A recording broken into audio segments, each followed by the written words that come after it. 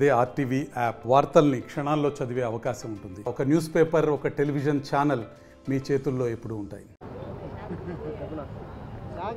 ఈరోజు corporation office వద్దట ధర్నా చేయడం కారణం ఏమంటే, ఈరోజు స్వచ్ఛ భారత్, స్వచ్ఛ గ్రీన్ కడప చేయాలని ఈరోజు చాలామంది పర్యటన చేయడం జరుగుతుంది.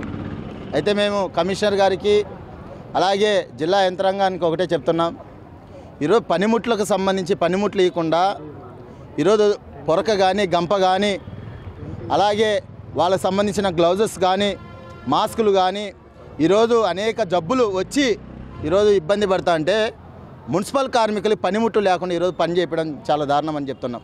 ఈరోజు ప్రజలకు సేవ చేసేదానికి మేము ఉండాం. ఈరోజు మేము ఒకటే అడుగుతున్నాం, మున్సిపల్ కార్మికులు పనిముట్లు ఇవ్వకుండా ఎట్లా చేస్తున్నారు పని, ఎట్లా చేపిస్తారు మీరు పని? పొరకలు ఇవ్వడంలే, గ్లౌజులు ఇవ్వడంలే, మాస్కులు ఇవ్వడంలే. ఈరోజు పచ్చి కుప్పలు ఎత్తిచ్చి ఈరోజు మున్సిపల్ కార్మికులు వాళ్ళకి చెప్పుకునే మహిళల కార్మికులకు చెప్పుకునే పరిస్థితి చాలా తీవ్రంగా ఉంటాయి. ఈరోజు ఒక్కొక్కరు 2 ఆపరేషన్లు 3 ఆపరేషన్లు చేయించినారు. ఊపిరితిత్తులలో అనేక రూపాయలు చేస్తున్నారు. చాలా గలీజు.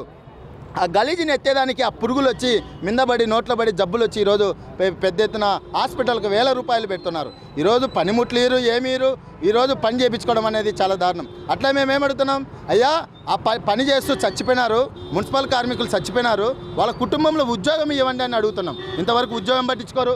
అట్లాగే వారంతా సెలవులు అడుగుతున్నాం. నెలంతా కష్టపడితే ఒక్కరోజు ఆదివారం పూట ఫుల్ డేగా సెలవు ఇవ్వమని చెప్తున్నాం. అట్లాగే రిటైర్డ్ మాస్టర్స్ సంబంధించి ఈరోజు సెక్రటరీలు ఉన్నారు.